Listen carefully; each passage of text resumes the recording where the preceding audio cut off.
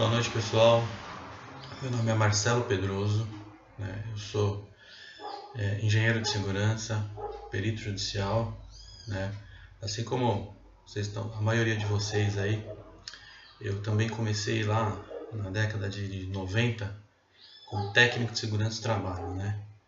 Então, 90 até 2000 aí como técnico de segurança, depois engenheiro eletricista, engenheiro de segurança e agora atuando como perito judicial, consultor de algumas empresas, né? Fazendo o dia a dia da prevenção, que é muito importante para nós, muito importante para os trabalhadores e muito importante também para as empresas, né? Então, todo mundo ganha quando se tem um ambiente mais protegido, todo mundo ganha quando você evita acidentes, quando você evita as doenças, né? E principalmente quando você trabalha na prevenção dessas situações, né? Evitando as situações rotineiras do dia a dia que lá na frente se manifestam e se materializam em acidentes do trabalho. Então essa é a atuação minha hoje, né? Nas empresas, para a Justiça do Trabalho, né? Do Fórum Barra Funda, lá 3 varas do trabalho, né, a 23, a 82 e a 66, né? Então, assim, hoje eu vim falar para vocês, né, alguns itens importantes, né, de uma perícia técnica, né? Então, em primeiro lugar é o seguinte: quais os tipos de perícia, né, os principais tipos de perícia que você tem aí, né, principalmente na nossa área de segurança que a gente tem mais contato, digamos assim, né? Então tem o contábil, né, onde você tem lá uma pessoa especializada, né, em determinado assunto, né, especialmente o contábil, claro, né, para você refazer, para você mensurar, né, os custos, né, da ação, os custos em que o empregado pleiteia, né, principalmente com base na determinação do juiz, né.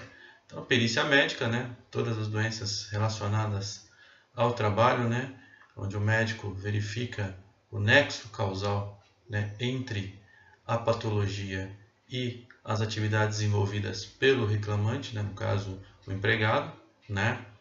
Acidente de trabalho, né, propriamente, então onde o perito vai até a empresa, pega a documentação, verifica todas as situações que foram levantadas numa investigação de acidentes, né, e as situações que levaram àquela condição, né.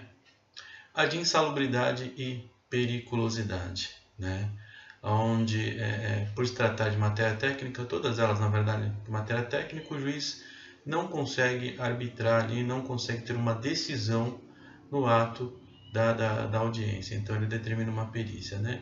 Uma perícia médica feita pelo médico do trabalho, né, dependendo da situação, médico especialista, né.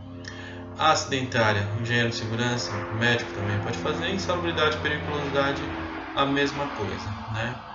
Então a necessidade de uma perícia, ela surge a partir do momento em que a parte reclamante, né, no caso o empregado, pleiteia alguma coisa, né. Por se tratar de matéria técnica, o juiz não tem as condições, não tem argumentos, não tem toda a matéria ali, né, para ele julgar.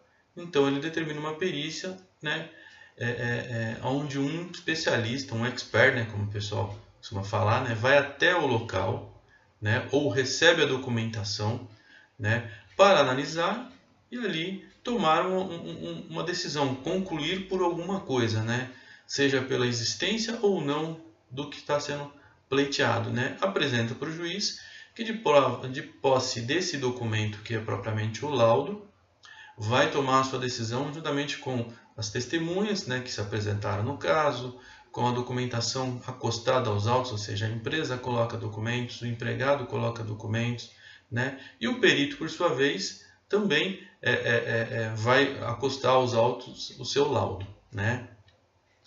Então, assim, o que se busca numa perícia? Primeiramente, é a verdade, né? Como aconteceu a situação, o que aconteceu, né, De que forma isso aconteceu? Qual é o ambiente dessa situação, né? Se tratando mais comum para os técnicos de segurança, engenheiros, que é a situação de acidentes, insalubridade, periculosidade. Então, principalmente os locais, né, em que o indivíduo passou, o tempo que ele passou nesse local, o que ele realizou ali de atividade e a frequência com que isso aconteceu, né? Então, vamos dar um exemplo. O indivíduo que está exposto a 85 decibéis de ruído, ele pode ficar por 8 horas sem proteção, né? Isso é o que fala a NR15. Porém, né, a partir de 80 como prevenção, a gente já tem que tomar as nossas ações. Então, a partir de 85 dB, ele é considerado insalubre, né? Então, a partir dessa condição de que a gente tem ou não, né, ciência, tem o conhecimento de que ele é insalubre ou não, é que a gente toma as ações. Então a perícia, ela busca justamente isso. Então verificar quais foram as condições de exposição desse indivíduo, qual foi o tempo de exposição, né, a intensidade desse agente, se é um agente que é mensurável, se estava acima ou abaixo do limite de tolerância, ou no caso de uma situação de um agente biológico, né, a exposição dele propriamente a esse agente biológico, quais foram as proteções providas para esse empregado, como foi apresentada essas proteções, né? Então, não basta, por exemplo, dar um protetor, dar uma luva e o indivíduo, né, deduz como se usa essa luva, como se usa esse protetor e sai aí, não. De acordo com a norma a NR6, né, nós temos que ter toda uma tratativa para a implementação de EPI, EPC ou medidas administrativas, né, como diz lá a norma. Então, a perícia surge através dessa situação. Quem pode ser perito? Né? A pergunta da maioria dos técnicos. Né? Então, o perito judicial para insalubridade e periculosidade, normalmente é um médico do trabalho ou um engenheiro de segurança do trabalho. Algumas situações essa regra é quebrada, né? Onde o juiz nomeia uma pessoa de confiança dele, né? Que pode sim, né? Em algumas situações, né? Existe alguns casos de ser técnico de segurança do trabalho, é raro. É muito raro e não é ideal, né? O ideal é que seja um engenheiro de segurança do trabalho, né? Médico do trabalho, enfim, né? Nomeado por esse juiz, então ele é o perito judicial, né? As partes também podem nomear um indivíduo que não necessariamente recebe o nome de perito, mas tem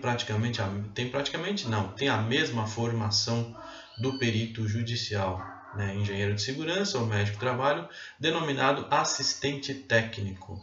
Então, ele é um assistente técnico da reclamada, ele é um assistente técnico do reclamante. Ou seja, ele pode representar a empresa ou ele pode representar o empregado, né, o ex-empregado, na verdade. Né. Ambos, né, têm que ser nomeados. Né, então, a empresa nomeia, coloca nos autos que o perito dela é o XYZ lá, o empregado também, né? E o juiz também nomeia o seu perito, né? Com essa condição, né, o perito judicial, uma vez nomeado, ele tem um prazo para entregar o seu laudo, né? Então, o juiz normalmente arbitra 30 dias para o perito judicial entregar o seu laudo. Então, a partir dali, ele começa os trabalhos, que ir até ao local, né, de prestação de serviço, onde se deu os fatos, para poder verificar as condições de trabalho do empregado. Né? Então, nesses 30 dias, ele tem que agendar a perícia com as partes. Então, a empresa fica sabendo o dia e hora e o local, né, quando a empresa de prestação de serviço, que tem mais de um ponto de prestação de serviço, e o local, né, de vistoria. Né? Lembrando que muitas vezes as partes, né, já indicaram esse local, né, lá na audiência, né, na audiência, onde a empresa, o empregado indica onde foi o local de prestação de serviço, né, para que o perito tenha base para fazer esse trabalho. Né? Então, o perito, de posse desses dados, ele agenda a perícia com as partes e no dia, hora e local pré-agendado, normalmente uma semana no mínimo, tá? Algumas varas do trabalho pedem 15 dias, mas no mínimo uma semana, quando não se tem prazo definido, para comparecer. A perícia, ela acontece com a presença do empregado ou não, com a presença da reclamada ou não. né? Então o perito vai até o local para fazer a verificação. Então o que ele vai buscar, né, nessa perícia? Saber exatamente, novamente, né, saber a verdade, tentar buscar os fatos, né, as formas, como ocorreu a forma de trabalho, né, como foi dada essa forma de trabalho, para poder apresentar o seu laudo para o juiz. Então, o que se busca, por exemplo, numa perícia de insalubridade? Então, se a empresa informa que protegeu o empregado, então, que forma, como foi essa proteção? De que forma se deu essa proteção? Foi através de equipamento de proteção individual, do famoso EPI? Então, qual a evidência, quais são as evidências, na verdade, de que a empresa protegeu o indivíduo? Então, ali é a hora que vai contar treinamento de uso, guarda e conservação, essa evidência é importantíssima, né? Registro da entrega desse EPI para o empregado, né? Então, uma ficha de EPI bem elaborada com o nome do EPI direitinho, né? A data de entrega, o CA, certificado de aprovação, né? Todos nós sabemos que para ser considerado equipamento de proteção individual tem que se ter o CA, certificado de aprovação. Então, registra nessa ficha o certificado de aprovação disso, né, desse equipamento, e a assinatura do empregado. É importante que ele dê, né, o seu aval naquilo que ele está recebendo, que ele comprove que aquilo que ele está recebendo, né? Então, são duas evidências já de início que você pode apresentar para o perito, né? A primeira, né, é a ficha de EPI, né, devidamente assinada, datada com o equipamento, né? Se você colocar lá protetor auricular e não põe o CA, eu não sei, o perito não sabe, né? Ninguém tem condições de saber qual é a atenuação desse equipamento. A luva de proteção, para que serve essa luva? Qual é o material dela? Qual é a indicação do fabricante? Então, o CA é importantíssimo para se levantar essa informação, né? Então, a ficha de EPI, né? Toda a evidência de treinamento, né? Onde você ensinou o empregado a usar, informou qual é o risco que ele está exposto e por que ele tem que usar, né? Forma de higienização, né? De guarda desse equipamento, né? E ainda mais adiante, se você entrega um equipamento para esse indivíduo, você tem que entender que esse equipamento ele avaria, ele estraga, ele perde, então ele tem que ser trocado, né? Substituído. A partir do momento que você substitui esse equipamento, você faz novamente o registro em ficha. Ou seja, seu protetor dura lá em média 90 dias para um protetor silicone, né? Um concha lá, né? Um abafador 6 meses. Então você tem que ter o registro disso, né? Da sua próxima troca desse equipamento. Isso vai evidenciar o quê? Vai evidenciar que você está fazendo a manutenção da sua proteção para o empregado, né? Então registrou o treinamento, né? Evidenciou com lista de presença, foto, ou seja, qualquer material que comprove que você treinou esse indivíduo, né? Registrou em ficha de EPI e o próximo passo é a fiscalização, né? Não adianta dar um protetor para o indivíduo, largar ele lá, dar uma luva, dar um calçado e não fiscalizar. Então, como é que você evidencia a fiscalização? Então, nos locais de laboro, né, de trabalho do empregado, onde existe o risco, a sinalização é importante, né, para o uso de determinado EPI, tem risco produto químico, né, tem risco de poeira, tem risco, ou seja, químico, físico, né, e biológico. Então, qual é a proteção que você destinou, qual é a proteção que você propôs como técnico, como engenheiro, como proprietário responsável dessa empresa para o seu empregado, né? Então, evidência lá, a partir deste ponto usa protetor, a partir deste ponto usa-se máscara, né? E assim vai, as plaquinhas que a gente vê normalmente na entrada dos setores, na entrada das empresas, né? Então, técnico de segurança, engenheiro de segurança, cipeiros, né? Chefia, é muito importante que a chefia se envolva, é a chefia que vai fazer com que o indivíduo utilize seu equipamento de proteção. Ele é o grande responsável pela segurança dos seus comandados. O técnico de segurança, o engenheiro de segurança, ele é um indivíduo, né, de uma área consultiva, né? Mas ele não é polícia, ele não vai fazer policiamento na área, né? Então é importante que as empresas tenham essa consciência de que o técnico, de que o engenheiro, eles não vão fazer policiamento, até porque você tem lá, em média, para um técnico, 250 pessoas, e às vezes trabalhando em 3 turnos. Como é que esse indivíduo vai olhar essas 250 pessoas em todos os turnos? Ele vai dormir na empresa? Então é importante que a chefia tenha essa responsabilidade, né, atribuída, né? Sem essa responsabilidade atribuída, você fica com uma falsa impressão de proteção, né? Tá? Então você está se enganando na empresa, tá? Então, pontos importantes para o senhor perito, né? A hora que ele vai realizar a sua perícia, né?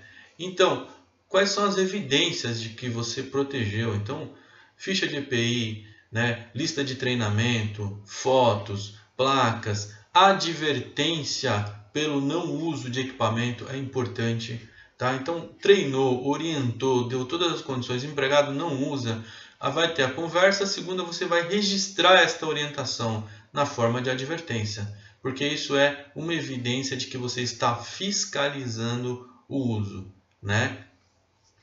Então, feito tudo isso, né, o perito vai buscar essas informações documentais, vai até o local de trabalho para verificar, né, a condição do que foi, do que o empregado relata na sua petição inicial, né?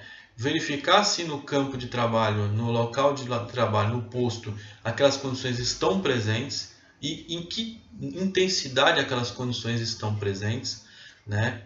Verificar, por exemplo, as condições de periculosidade. Então, se existe o agente periculoso, se existe atividade periculosa, se a área ela é periculosa, né? Então, tudo isso é prerrogativa do perito. O trabalho do assistente técnico é justamente acompanhar essas situações, né? E também fazer o seu parecer técnico sobre aquilo que ele encontrou ali naquele momento. Então, recapitulando, né? Situações importantes, especialmente para nós, né, da área de segurança do trabalho. Ter boas evidências de que eu protegi o empregado, ter boas evidências de que eu substituí o EPI, de que as minhas proteções coletivas elas estão funcionando, né? De que as medidas administrativas elas estão sendo colocadas em práticas, né? Então, de que forma? Com escala de trabalho, escala de horário, né? Revezamento em determinada área, né? Tudo aquilo que comprova de que realmente eu reconheci aquele risco e eu tratei aquele risco, né, daquela forma, ou seja, de uma condição em que eu consiga evidenciar para o perito, para o juiz, né, que eu me preocupo com aquele empregado, eu tomei as ações devidas para protegê-lo, né?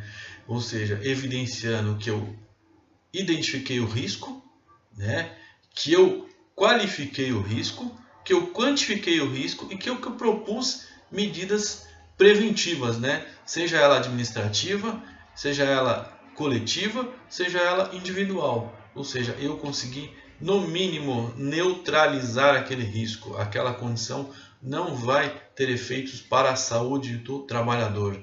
É isso que se busca numa perícia, tá?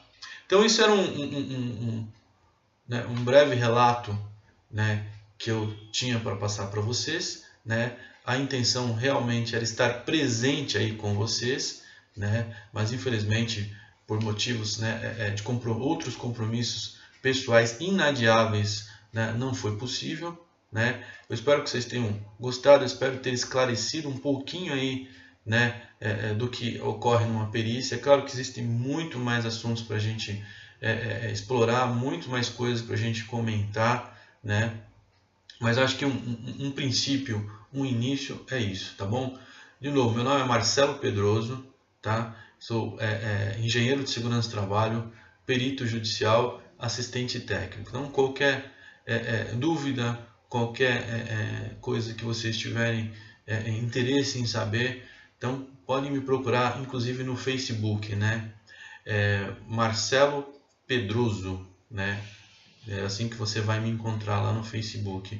ou pelo meu e-mail, né, pedroso67@gmail.com, tá bom?